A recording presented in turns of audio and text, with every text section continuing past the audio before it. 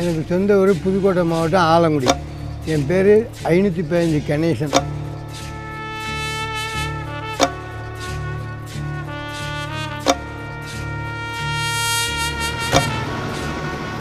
ஆலங்குடியில் ஒரு வணிக குடும்பத்தில் பிறந்தவர் பெரியவர் கணேசன். அவர் முதல் வாங்கப்பட்ட வண்டி வந்து நம்பர் 515. அந்த பேர் வந்த பிறகு 515 கணேசங்கிற பேர் ஆலங்குடி மட்டுமில்ல இந்த பகுதி முழுவதும் பரவுச்சு. எனக்கு 50 ஆண்டுகள் நண்பர். அந்த 50 ஆண்டுகள்லையுமே இவர் சீரிய பணியாற்றியது ஆலங்குடிக்கு தந்த பெருமை. நம்ம ஆலங்குடி கணேசனாவே 505 ஆலங்குடி கணேசன்.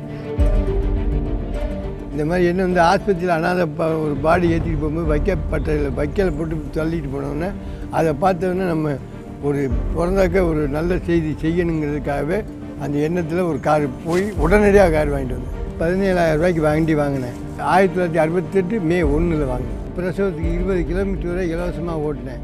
அதுக்கப்புறம் பிரசவத்துக்குங்கிற எழுத்தை வந்து 2 எழுத்தை எழுத்து சவத்துக்கு இலவசம்னு எழுதிட்டாங்க. அதையும் அதுலேருந்து ஆரம்பித்து முதல் பாடி கீழாத்தூர் ஏற்றிக்கொண்டு இறக்கிட்டு வந்து பெட்டப்படுத்து போய் கை காலம் ஆடி போய் பயந்து போய் விடிய காலம் 3 மணிக்கு ஏற்றிக்கொண்டு போட்டுட்டு வந்தேன். அதுக்கப்புறம் இதுவரை தமிழ்நாட்டில் நான் தான் பிரசவத்துக்குன்னு இலவசம் ஓட்டுறது நம்ம கார் தான். நான் சவாரி போகிறேன், நீ பிள்ளைகளை பார்த்துக்கிட்டு இருந்துட்டு போயிடுவாங்க. போயிட்டு நைட்டு 10 மணிக்கு வருவார், காலையிலேயும் வருவார். அவர் சொல்லவே முடியாது. வீட்டை விட்டு கிளம்பிட்டாருன்னா எப்போ வாராங்களே எனக்கு தெரியாது. கூப்பிட்ட குரலுக்கு நான் போவேன். பிரசவிக்கிறது நிறையா ஆண் குழந்தை பிறந்திருக்கு, அந்த குழந்தைக்கு கல்யாணம் பண்ணியிருக்கேன், அதுக்கு நான் போயிட்டு இருந்திருக்கேன். மருத்துவமே சொல்ல மாட்டார். 1 மணி 2 மணி 3 மணிக்கெல்லாம் ரொம்ப தூங்கிட்டு இருப்பார். எழுப்புவேன் போய். எந்த மாற்றமே சொல்லாமல் நபக்குன்னு எந்திரிச்சு போகிறது எனக்கு ரொம்ப ஆச்சரியமாக இருக்குது. இதுவரை நம்ம காரில் ஏற்றிருக்கிறது 10,000க்கு மேலே ஏற்றிருக்கேன். அதேமாதிரி பிரசவிக்கிறது 2,000க்கு மேலே, விபத்து 2,000க்கு மேலே, அனாதைப்பணமும் நிறைய இருக்குது. 108க்கு வர்ற காரணமே 515 கணேசனால தான். நான் வந்து அதை போட்டது ஜிஹெச்சுக்கு வந்த ஆம்புலன்ஸ் நம்பர் 5 பொம்பளை பிள்ளையும் எனக்கு ஹெல்ப் பண்ணாங்க. எனக்கு வந்து சேர்ந்த மனைவி அதே மாதிரி. மழை வெயில் பனி எல்லாத்துலேயும் 4 சவாரி வந்தாலும் போய்த்து வந்துட்டு மாறாச்சே குளிச்சு பிடித்தா வீட்டுக்குள்ளே விடுது. ஒரு ஆள் இறந்து போயிட்டார். நாங்களும் தூக்கி கொண்டு வந்து அடக்கம் பண்ணியாச்சு. அப்புறம் அந்த ட்ரெஸ்ஸை வச்சு கண்டுபிடிச்சாச்சு. பாப்பான்னு முடியுது அவருடைய நிலக்கலார். அப்புறம் நானே போய் தோண்டி கோழி ஒன்று வாங்கிட்டு போய் வெட்டி உள்ளே போட்டுவிட்டு மறுபடியும் அதை ஏற்றி மறுபடியும் ஊரில் கொண்டு போய் இறக்கி விட்டேன். அதில் வாழ்க்கையில் மறக்க முடியாத நிகழ்ச்சி. பெரிய பொங்க வச்சு சாமி கும்பிட போவோம். 4 பேர் வந்துடுவாங்க. அண்ணே வாங்கண்ணே, பாடி தூக்கணும் வாங்கண்ணே பாருங்க. சாமி நீ கும்பிட்டுக்க, நான் வாரேன், நான் பாடி ஏற்றிட்டு தான் வருவேன். நீ சாமி கும்பிட்டு பிள்ளைய நீங்களாம் சாப்பிட்ருங்க, அன்னைக்கு வருவேனோ நாளைக்கு வருவேனோன்னு தெரியாது அப்படின்ட்டு போயிடுவாங்க. நல்லா அப்போ தான் பாடி ஏற்றிக்கிட்டு குளிச்சுட்டு வேட்டி சட்டை மாற்றிட்டு தூங்குவார். திருப்பி ஒரு பாடி வந்துடும். இங்கே மஞ்சோட்டு நடக்கும் சித்திரை மாதம் 10ஆம் தேதி. இந்த மஞ்சோட்டில் பாஞ்சதுக்கு நானே வண்டி எடுத்து போய் முதல் உதவி செஞ்சு ரொம்ப பேரை பிழைக்க வச்சுட்டேன். அந்த ஆத்மா தான் நமக்கு நம்ம வாழ்க்கையை வசத்துறது. அப்பா நீங்கள் போக வேண்டாம் இந்த சவாரிக்கு, எங்களுக்கெல்லாம் பயமாக இருக்குப்பா, நீங்கள் போகாதீங்க அப்படின்னு பிள்ளையெல்லாம் சொல்லிச்சு. இல்லைம்மா நான் இதுக்கு போயே தீருவேன். 1968லேருந்து இந்த வேலை ஓடிக்கிட்டு இருக்கு. 55 வருஷமாக இந்த சேவை செஞ்சுக்கிட்டு இருக்கேன். ஐயோ எனக்கு பணம் கிடைக்காத, ஒரு நகை கிடைக்காதான்னு நினைக்கிறாரு. அந்த இதெல்லாம் கிடையாது அவருக்கு. யார் ஏற்றிக்கிட்டு வந்தாலும் ஒரு நகையோ பொருளோ எதுவுமே தொடமாங்க. வண்டியில் கிடக்கா வந்து எடுத்துக்க. 10 நாள் ஆனாலும் வண்டிக்குள்ளே கிடந்தாலும் எடுத்து கொடுக்கணும். கசாப்பியலால் மக்களுக்கு உதவி செய்ய போன நேரத்தில் அவர் வீடு இங்கே இடிஞ்சு கிடக்கு. வீடு பறந்துடுச்சு. கடியாரம் போட்டா, எங்கள் கல்யாணம் போட்டா, அவார்டு எல்லாமே கோர்த்து போட்டிருந்தா எதுவுமே இல்லை. அப்போ புதிய தலைமுறையில் வந்து கூப்பிட்டு இங்கே இருக்கீங்கன்னு கேட்டாங்க. உண்டியல் மூலம் வசூல் செய்து கசாப்பு எனக்கு அந்த நிவாரணம் கொடுத்தார். உங்கள் வீடை இழந்துட்டே நீங்கள் என்ன வசூல் பண்ணுறீங்க, வாங்க சொல்லி உடனே கூட்டிகிட்டு வந்து ஃபோட்டோ எடுத்து வீட்டை ஃபோட்டோ எடுத்து